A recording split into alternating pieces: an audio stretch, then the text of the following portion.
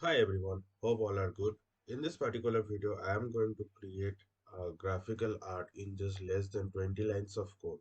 Without wasting our time, let's jump to the VS Code and start coding.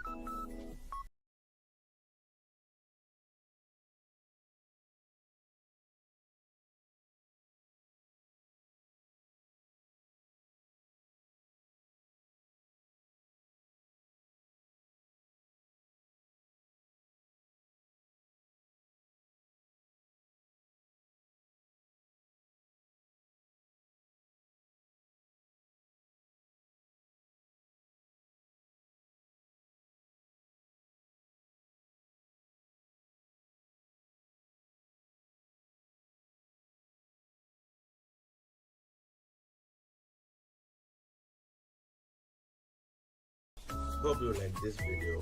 So do subscribe, comment down, and I will meet you in next video. Goodbye.